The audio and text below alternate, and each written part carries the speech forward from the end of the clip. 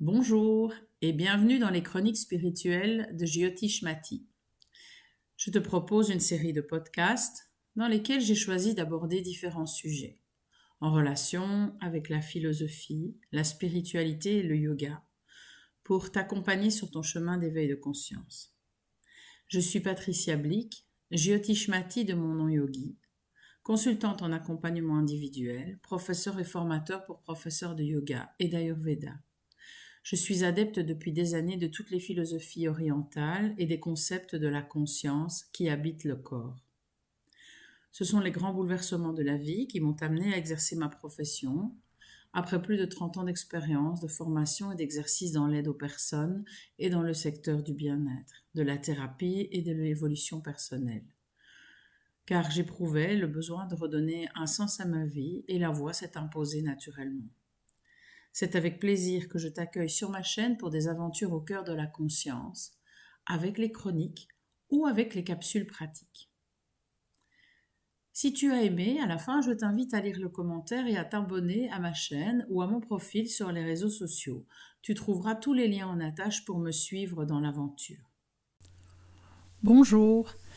J'ai envie de commencer ce podcast récupérer son énergie volée au travers des liens toxiques ou au travers de liens avec la généalogie, en vous partageant qu'au travers de toutes les démarches personnelles que je fais depuis des années, ainsi que toutes les démarches professionnelles dans le but de m'enrichir et de pouvoir aider et transmettre des outils intéressants pour apprendre à vivre mieux, à vivre plus sainement, et surtout plus en accord avec ma propre mission de vie, je retrouve à chaque fois la joie et la motivation de tout ce que j'apprends et de tout ce qui me permet de me libérer au travers de ces expérimentations, de ces formations, de cette recherche du mieux-être et du mieux-vivre. C'est donc toujours avec une excitation positive que j'ai cœur à vous partager au travers des podcasts et des retraites, des formations que je donne et des ateliers d'évolution personnelle, ce que j'expérimente personnellement. Alors voilà, il est fréquent, pour ne pas dire inévitable, d'avoir vécu un lien toxique avec une personne qui nous a fait du mal, pas forcément en le voulant, mais ça peut être une personne manipulatrice ou perverse qui va se nourrir en fait de notre énergie et qui provoque une sensation d'épuisement progressif.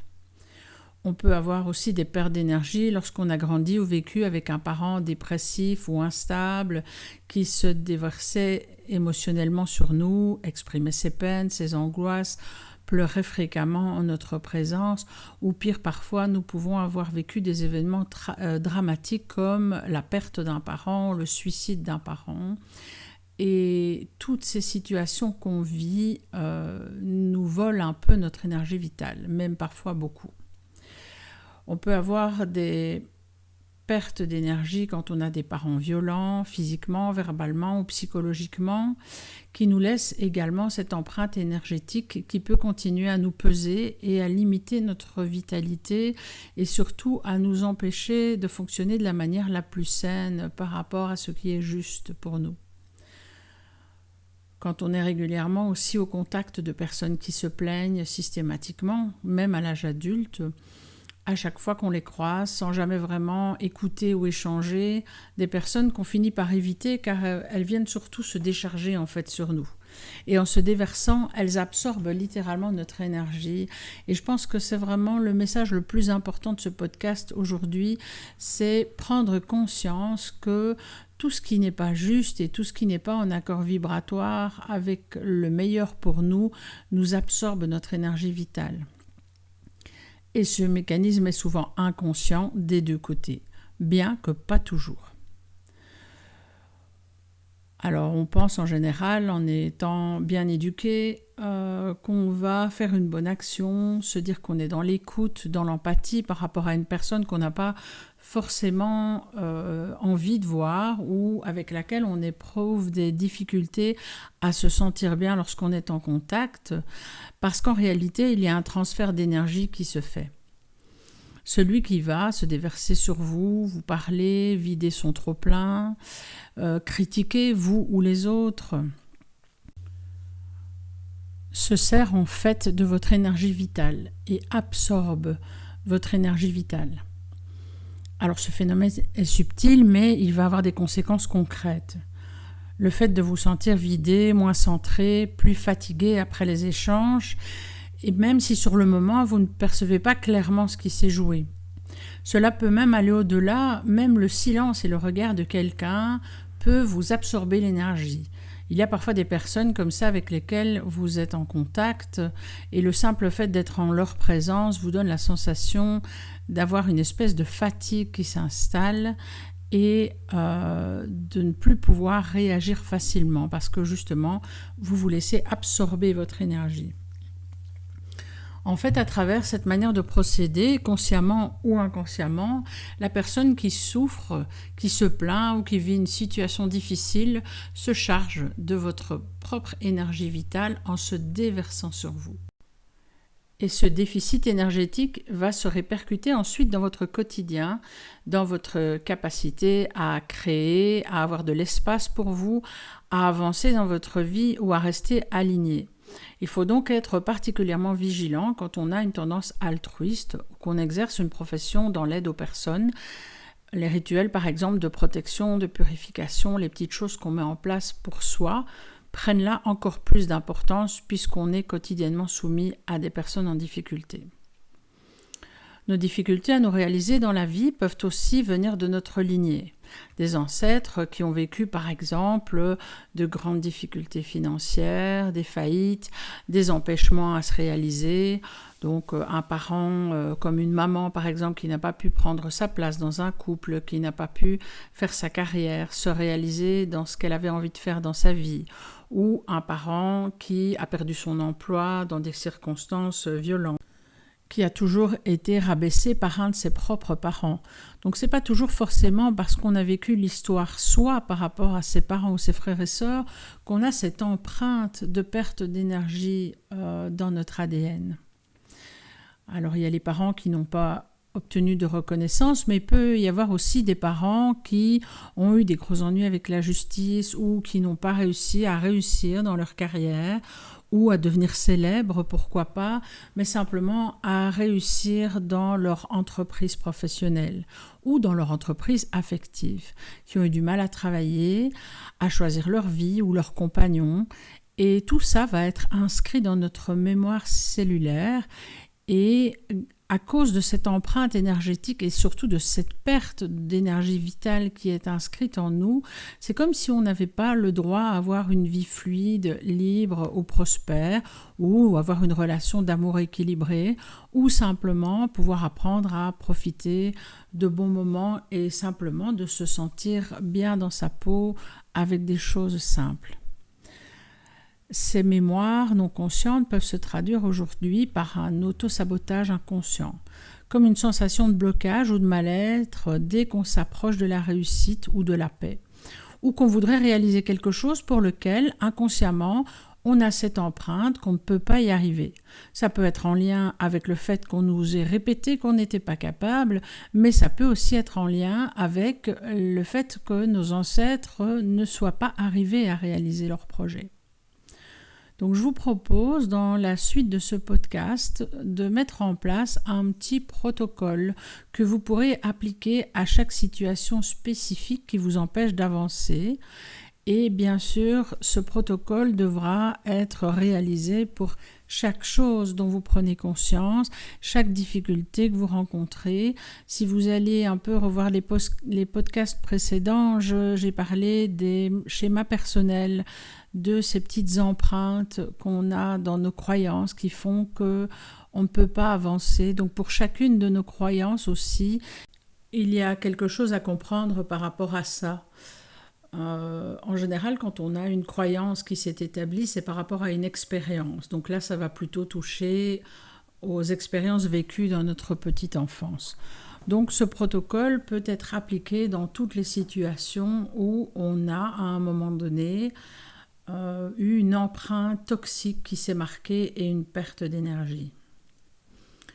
Alors, ce protocole ne vise pas toujours à couper la relation avec l'autre, qu'il s'agisse d'un parent, d'un frère, d'un ancêtre ou d'un proche, mais à ne plus souffrir du lien et surtout à ne plus perdre son énergie à travers lui. Et parfois cela, quitte à faire le choix de couper complètement une relation si cela s'avère nécessaire. Chaque fois que vous allez rester dans une relation où l'autre se plaint, impose son point de vue, ou vous culpabilise, ou entre dans une forme de rapport non respectueux de votre intégrité, votre énergie se disperse. Et parfois même, on a ce tempérament de sauveur et on essaie en vain de rassurer l'autre qui se plaint. Par exemple, dans le cas d'une rupture, et au travers de cette tentative de discuter, d'expliquer les choses à l'autre, on continue à se laisser absorber sa propre énergie parce qu'en fait, l'autre, en n'arrivant pas à accepter la coupure de relation, maintient un lien toxique à travers le fait de continuer à discuter et à essayer peut-être de vous convaincre ou vous à essayer de le convaincre que c'est la meilleure solution. À force de répétition de ces échanges déséquilibrés, vous avez votre système énergétique qui se vide, sans que vous en soyez toujours conscient. Un point fondamental est que plus nous multiplions les relations autour de nous, que nous nous laissons absorber dans l'autre, que nous écoutons les problèmes des autres, les difficultés, en ayant peut-être même la sensation sur le moment d'avoir trouvé une personne capable de nous comprendre, sans prendre le temps de récupérer notre énergie, alors là, plus nous nous exposons à l'épuisement énergétique. Donc, nous avons plutôt intérêt à bien choisir nos relations. Or, souvent, quand nous vivons dans la souffrance relationnelle, nous avons tendance à chercher dans une autre relation quelque chose qui va nous nourrir et peut-être nous sauver simplement parce que nous n'avons pas pris conscience que c'est notre propre énergie vitale qui nous préserve. Ce trop-plein relationnel, souvent porté par le besoin de plaire, d'être utile ou de rester disponible, va conduire à un état anxieux latent, puis à un affaiblissement progressif du système nerveux et immunitaire. Donc je n'entrerai pas ici dans la tentative de décryptage des maladies parce qu'on peut développer des maladies ou un état dépressif chronique, mais il est fréquent que notre corps nous parle, notamment par rapport aux maladies qui indiquent un faible système immunitaire, et notamment les maladies transmissibles, les maladies de la peau, qui nous parlent pour venir simplement dans notre inconscient nous informer qu'il vaut mieux garder de la distance, ce que la plupart du temps nous ne comprenons pas.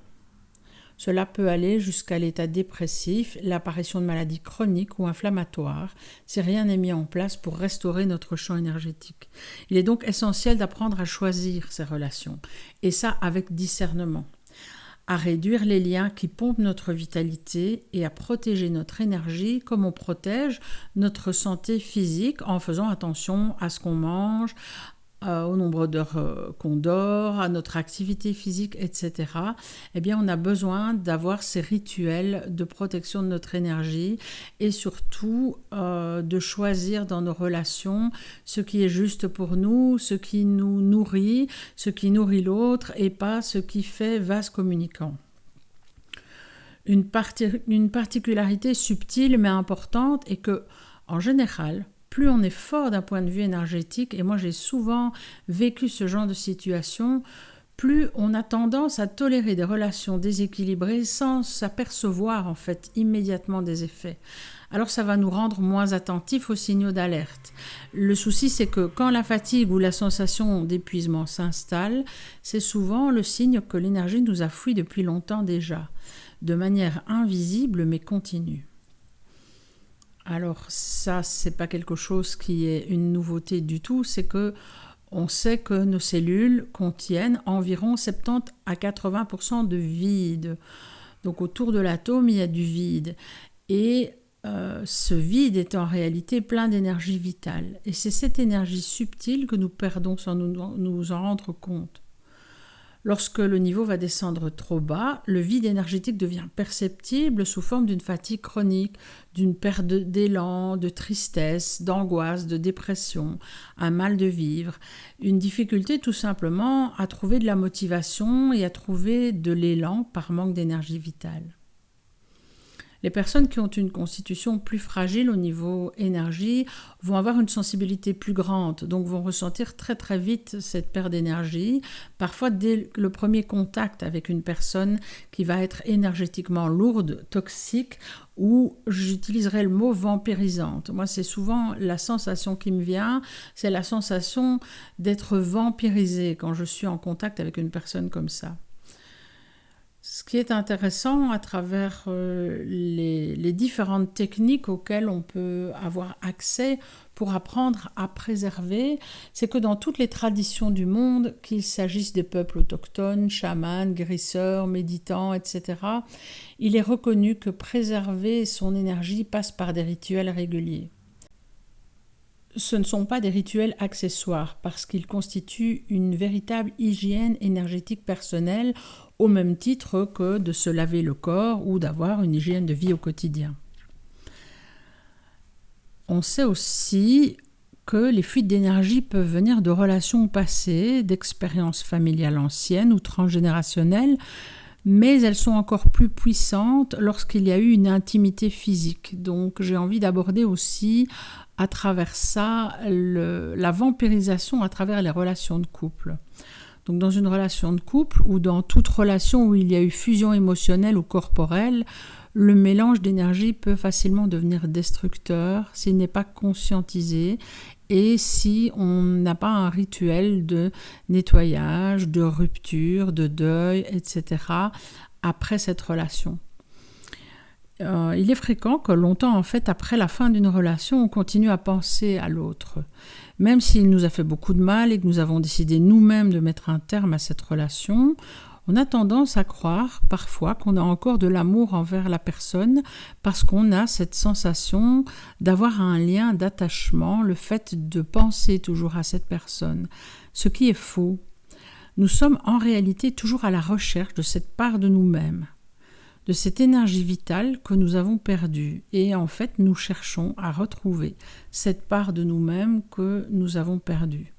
Alors, c'est possible à travers un protocole de récupération en fait de cette énergie et de coupure par rapport à ce lien ou cette relation toxique. Donc la technique de recouvrement de son âme et de sa propre énergie vitale est essentielle pour pouvoir se libérer, récupérer de l'énergie et avancer vers ce qui nous convient le mieux. On a tous cette capacité à travers cet exercice, ça demande juste un peu de discipline, de la concentration et faire en conscience cette démarche. Et si besoin, de réitérer l'exercice jusqu'à ce que nous sentions complètement que nous sommes libérés de cette situation, de cette personne, de cette relation. Donc on va mettre en place un rituel de préservation de soi, de nettoyage régulier après, de purification des lieux, des objets, de son aura et de son environnement. Ça peut passer par des moments de recentrage, de la méditation, de la respiration consciente, l'usage des plantes, d'encens, de chants ou simplement des espaces de méditation ou de silence. Ce sont des pratiques qui vont permettre de retrouver notre énergie propre et de nous désengager de ce qui ne nous appartient pas. On va pouvoir apprendre à se libérer des liens toxiques sans rejeter forcément l'autre, mais simplement en se redonnant à soi-même et en choisissant de vivre sa vie à partir de sa propre énergie, libre et responsable. Donc je vais te décrire ici les différentes étapes et puis je te propose dans un autre podcast d'avoir cet outil, donc je le mettrai dans une capsule, cette méditation, ce travail de prise de conscience que tu pourras faire bien sûr lorsque tu auras mis en lumière ce que tu as à nettoyer, la relation que tu as à couper. Je précise qu'en plus de pouvoir le faire autant de fois que tu veux pour la même situation, tant que tu sens que tu n'es pas complètement dégagé de ça en fait, que tu peux l'appliquer dans tous les domaines, dans toutes les difficultés de ta vie. Donc c'est vraiment un exercice qui va s'installer de manière régulière dans ta vie. Donc la première étape, ça va être la prise de conscience, c'est de reconnaître les difficultés que tu vis dans ta vie et qui perturbent ton énergie. Donc ça peut être, souvent, ça peut partir de tes propres défauts, tes propres difficultés.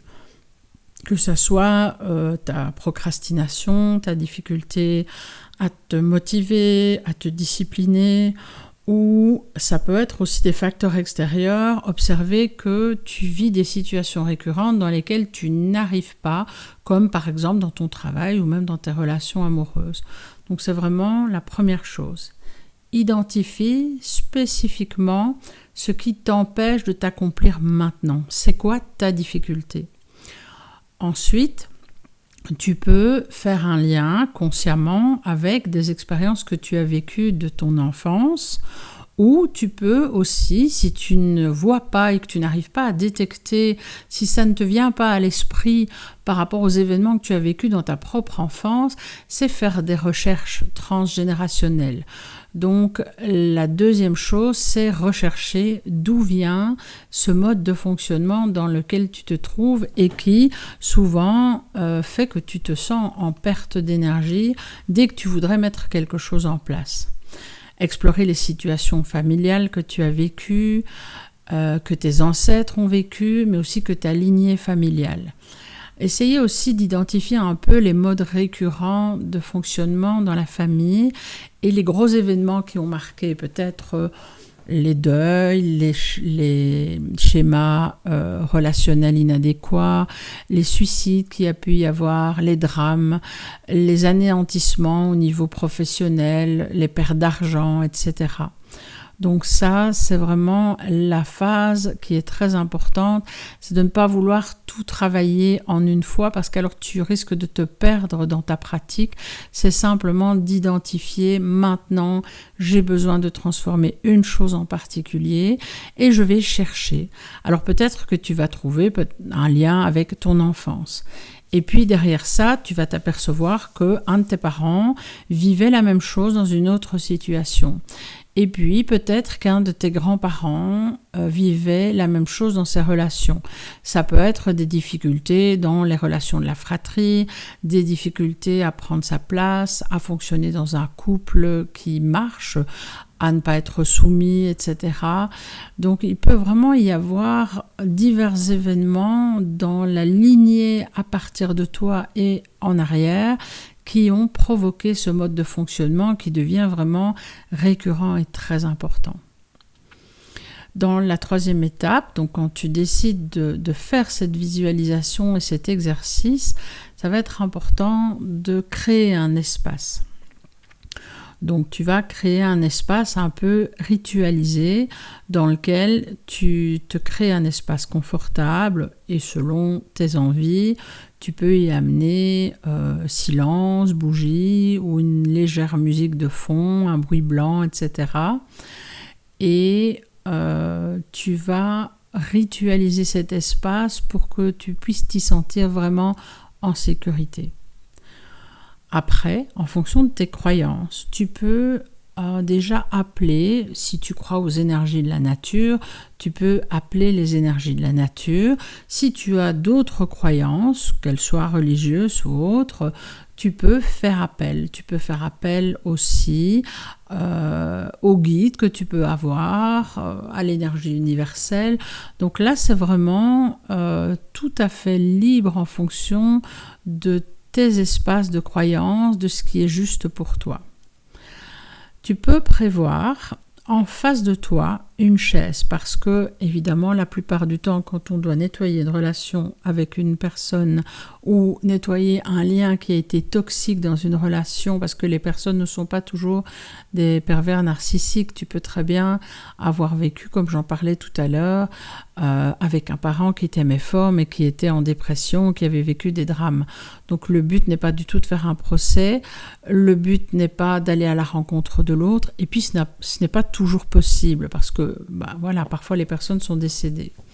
Donc tu peux prévoir une chaise ou un espace qui va représenter cet espace dans lequel l'autre se trouve, et tu prévois une chaise, un fauteuil, un espace pour toi, ou si tu pratiques assis au sol, tu t'assieds et tu te places face à symboliquement la personne avec laquelle tu vas réaliser ce petit protocole. Alors, il va y avoir un rituel donc pour chaque personne vis-à-vis de qui tu as ressenti cette même difficulté, avec laquelle tu as vécu cette même difficulté, ou chaque personne qui a vécu cette difficulté et qui te l'a transmis dans la généalogie. Et tu prends un espace pour fermer les yeux, pour respirer en conscience, pour te mettre dans cette phase dans laquelle tu déclenches ce rituel et tu invites la personne à s'asseoir en face de toi.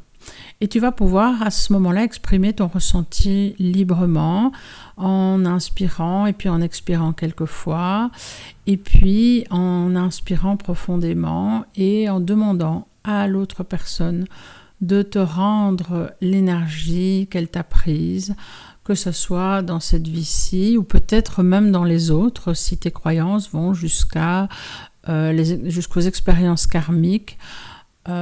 Tu te mets dans cette disposition dans laquelle tu exprimes simplement et tu demandes à la personne de te rendre ces parties de ton âme ou cette énergie qu'elle t'a prise. Ça peut se faire dans la généalogie, mais ça peut aussi se faire dans une difficulté relationnelle que tu éprouves avec quelqu'un, vis-à-vis de quelqu'un.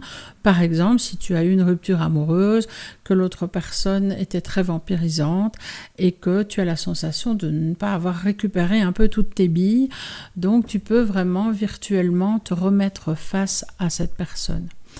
Donc ce protocole, il est vraiment applicable dans toutes les situations.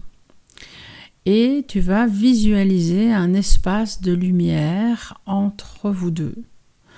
Donc tu laisses venir dans la conscience cet espace de lumière, d'énergie, et tu vas attraper à un moment donné cette boule de lumière comme si elle te rendait cette énergie qu'elle t'a pris, et tu peux la rapprocher vers toi pour la récupérer dans ton cœur. Et puis tu autorises la personne à recevoir, elle, l'énergie qu'elle a perdue dans une dynamique d'échange. Peut-être que c'était dans d'autres relations, donc tu l'autorises à se réparer, elle, qu'elle soit ici ou qu'elle ne soit plus de ce monde. Tu peux vraiment l'autoriser, la remercier d'être là déjà et reprendre cette énergie qu'elle t'a volée. Et puis tu prononces vraiment l'intention maintenant de couper ce lien de souffrance et ce lien de perte d'énergie symboliquement. Tu peux le faire avec des ciseaux virtuels ou tu peux imaginer que le lien s'effiloche et se brise, et tu peux faire ça dans cette vie-ci. Et si tes croyances vont au-delà, tu peux le faire dans cette vie-ci et dans toutes les vies. Et tu vas la remercier pour sa présence, et puis tu vas te remercier pour cet acte que tu viens de poser et prendre le temps de te reposer. Tu vas pouvoir, pendant cette période de repos après, gérer les effets énergétiques de cette reprise d'énergie vitale. Après le rituel, tu peux avoir à un moment donné une sensation de fatigue, peut-être faire quelques rêves, avoir quelques douleurs. Ce sont des signes qu'il y a quelque chose qui se transforme en toi. En fait, les choses se réalignent. Et parfois, comme dans la libération des schémas personnels dont je parle dans la formation Yoga Nidra, tu vas avoir peut-être un passage par un moment de douleur ou de déséquilibre. Mais aussi, dans les jours ou peut-être même dans les minutes ou dans les semaines qui s'installent, une sensation de relâchement émotionnel, d'être plus en paix. Et c'est important donc dans ces moments où tu fais ces petits protocoles de prévoir un espace paisible et surtout de bien t'hydrater parce que l'eau transmet beaucoup la vibration, l'eau vient régénérer tes cellules, donc c'est vraiment important de boire beaucoup, avant, après. Et si tu as envie de refaire ce rituel au bout de quelques jours, une semaine ou peut-être 2 semaines, ce même rituel avec cette même situation, tu peux le refaire autant de fois que tu en ressentiras le besoin, tant que tu sentiras que le lien n'est pas complètement coupé. Par exemple, si tu continues à être omnubilé par la pensée de cette personne, de cette situation, et que ça ne te quitte toujours pas. Donc tu le fais jusqu'à ce que tu sentes vraiment qu'il y a une sensation de paix. Alors si tu as un traumatisme clair, donc vraiment qu'il y a eu un choc, tu peux nettoyer le lien d'héritage émotionnel si c'est quelqu'un de vivant ou décédé. libérer un peu de ce choc pour toi. Et ce qui est un peu magique aussi, c'est que tout ce que tu libères pour toi, tu le libères pour les générations à venir. Important donc de couper ensuite les liens de souffrance, surtout dans le cas où les relations étaient destructrices et violentes. Alors progressivement, ce petit protocole va te permettre de transformer des loyautés toxiques en fait, parce qu'on a vis-à-vis de sa famille, de ses frères et sœurs, de ses parents, de ses grands-parents, très souvent le conflit de loyauté.